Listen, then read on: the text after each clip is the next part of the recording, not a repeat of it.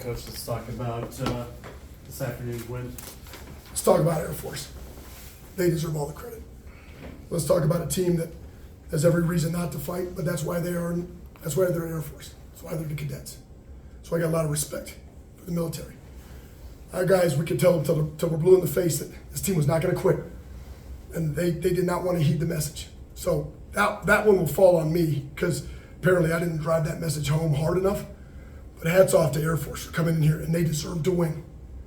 They deserve to win. They outplayed us in every facet of the game. From toughness to togetherness to connectedness to competitiveness. Like, they deserve that win. And life's not fair. And we snuck away with one.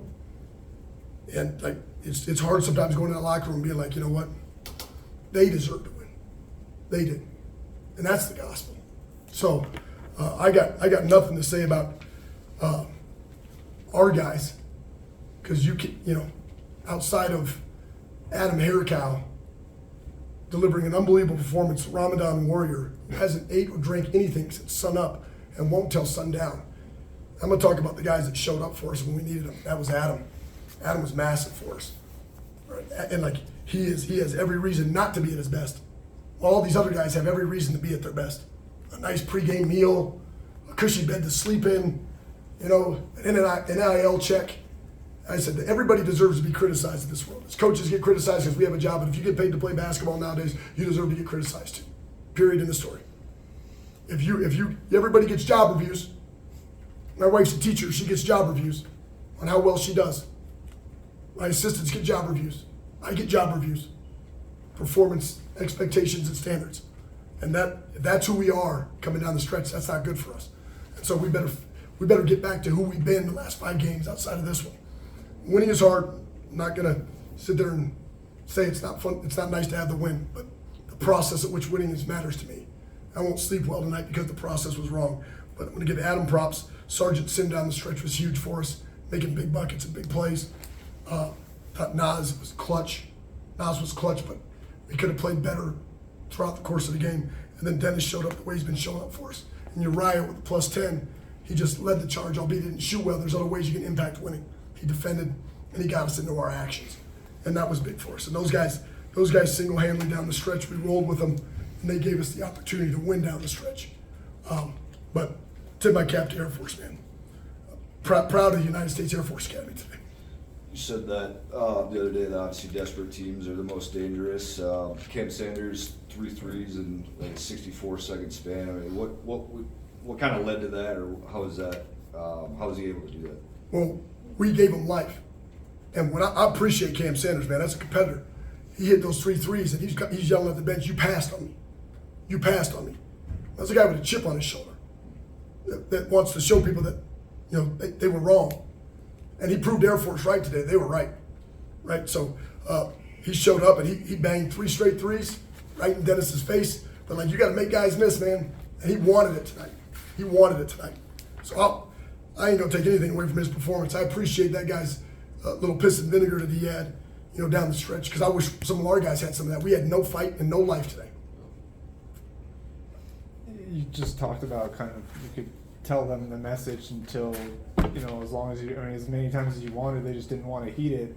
Is that how you point to this effort? Just they didn't want to heed it, they didn't wake up in the right fashion? Look, my staff said that they were trying to get him to go in warm-ups. And I always ask how warm-ups are. If you're trying to get these guys to lock in warm-ups, like you can't play the scoreboard, you can't play the record book, you can't look at somebody and say, you never underestimate the will of man. Never. And everybody's still got life nowadays. This isn't like where 4 teams don't make the conference tournament. You're still playing for something.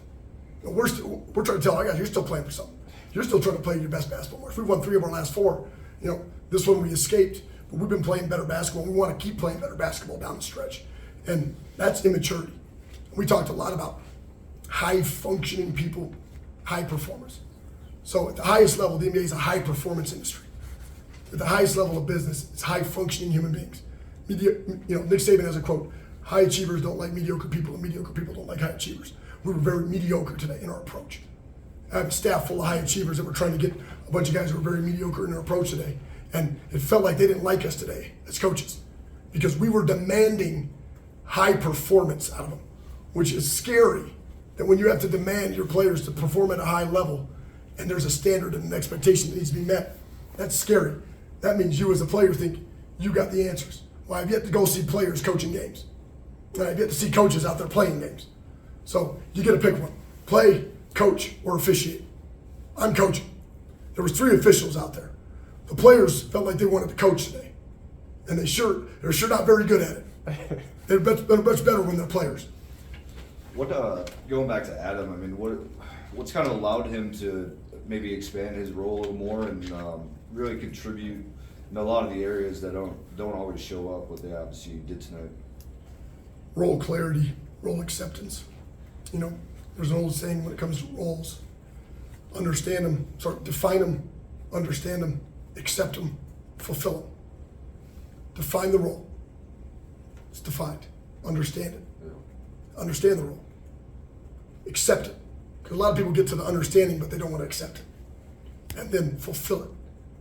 And if you can narrow your focus, you're going to enhance your performance. When you have role clarity, it's pretty simple in our program, like what a great shot is, what a good shot is. You know, we're very maniacal about that. I was upset at some of the shots we took early because I felt that was settling. And I'm going to stay maniacal about that. Adam understands who we are, what we're about, and he understands his role. And that's how you can have high performance.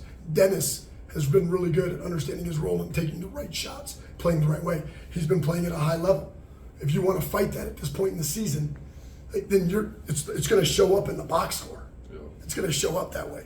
And you don't want to be fighting your role at this point or what we need from you at this point. Because the time for role expansion is gone. You've got to be at your best. We chase consistency, not perfection. We don't need you to have a 30-point game.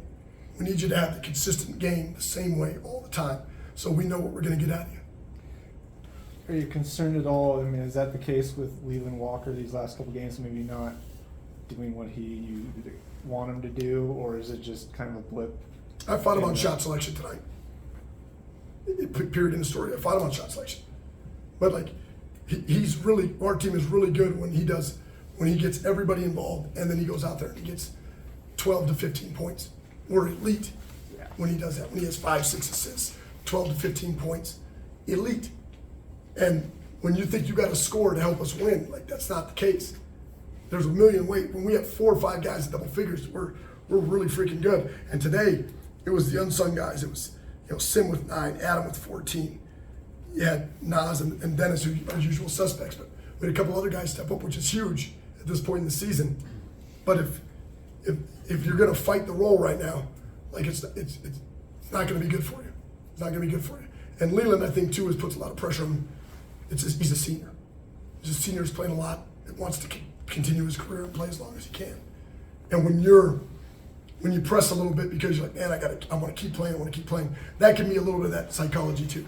So I'm going to give him a little grace because he's a senior that's wanting to will his team to win, but also you just got to let it flow. How much do you think that little leg injury affected his second half? I thought his second half was way better than his first. Okay. I thought it was way better than his first, even on a hampered leg. But you could just tell he wasn't right. And that's why Uriah finished, because just defensively he wasn't moving well. Yeah. So when Sanders hits that third 3, you go from up 6 to down 3. I know you're disappointed overall, but is there something to be gained by there's a collective gasp from the crowd and your guys just finished? They didn't blink at that point. Yeah, I mean, up until that point, we're up 6. I'm fighting them in the huddle, trying to get them to get one more. And at that point, now I get to do my job. Because now there's humble. There's humility involved. I'm trying to tell you what's happening, what's going to happen. I don't like to say, prophetic, but I'm telling you what's coming. You feel it. As coaches, you get that feeling. And then once that happens, now guess what? Huddles get a little tighter. They start listening to old coach a little bit more. Call some timeouts. Now, Nas makes a hell of a play on the one because he made a play for us. But second one we executed against the and one. And then from that point on, guys dialed in a little bit more. But it's good. It's good. That's it. Be humble. Be humble. It's not about you. It's about us. We're just all trying to win. We're all rowing in the right direction. When we all row in the right direction, good things happen. But we're not trying to fight the current right now. How big was that Dennis offensive rebound along the baseline there to get your guys another possession. Huge. Winning plays were huge tonight. 17 second chance points. I think we had 18 the first time we played them. That's the difference for us in a lot of ways is going out there and making winning plays. We shot terrible, right? Awful shooting night. Bad night to have everybody shoot bad. But 30-game season, 10 games you're going to shoot really well, 10 games you're going to shoot your average, and then 10 games you're going to shoot below your average really bad. And you found a way to win tonight. So to that point, like, we'll take it. We'll take it. How much are you going to lean on? You mentioned Leland, but some of these seniors and leaders in the locker room to heed the message from today and quick turnaround against Nevada. Well, the older guys better lead, and they better not feel sorry for themselves. Keani and Leland, weren't great tonight, and they better lead, because true leadership is leading in hard times, not when it's good. So if they're feeling sorry for themselves right now, that's going to carry over into senior night. We don't want that. So the message for those guys is, grow up. We all drink from the cup of criticism, as we should, right? High performers, high functioning human beings in a profession that is now paid to play. Grow up.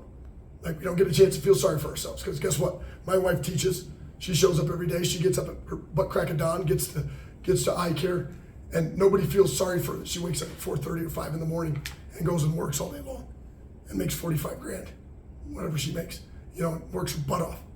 Nobody feels sorry for her. Nobody feels sorry for me. Nobody feels sorry for the players. And so life's tough.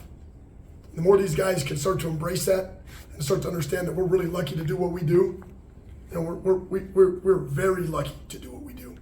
Show up with a little bit of gratitude and a lot more grit, right? That all suit us well. What do you think about just knocking the rust off of Gavin? 4 fouls in 11 minutes, but is that helpful to just get him some game action ahead of Nevada in these last couple games? Yeah, we knocked some rust off, I'll tell you that much. There was some rust there, right? I mean, Lange had 4 fouls in 4 minutes, he's out there playing hack-a-shack right now. And it was good to get him back out there. I think it's hard to play with that hand that's got a club on it and a mask, right? It's just hard, but you got to find out how to do it. So it was good to get him back out there. He still provides us gravity at the rim, and that helps us. That helps us. I know it's early, but I don't think we'll see you again before Tuesday. But how was San Jose State able to compete and beat Nevada earlier this season? I mean, you got to hit shots, but they had a really dominant performance at home. San Jose played well offensively. I thought they played. That was the most inspired I think I'd seen San Jose play all year. It was one of those games. It was kind of like our Grand Canyon game.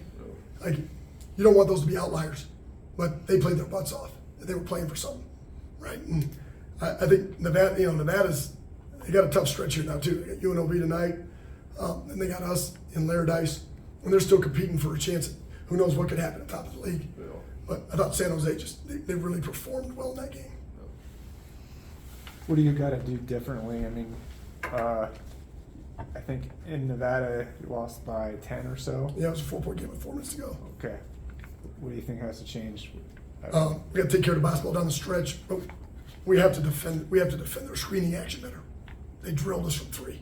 We got nailed on every single screening action, and I thought we defended everything else well. It was an awful job guarding their pins and guarding their flares, and that was a lack of intentionality, a lack of toughness. I thought we played offensively well enough to win, but we didn't play defensively well enough to win. We're gonna have to be much better defensively to compete against Nevada. Much better. This was a bad defensive performance tonight. Thanks, Coach.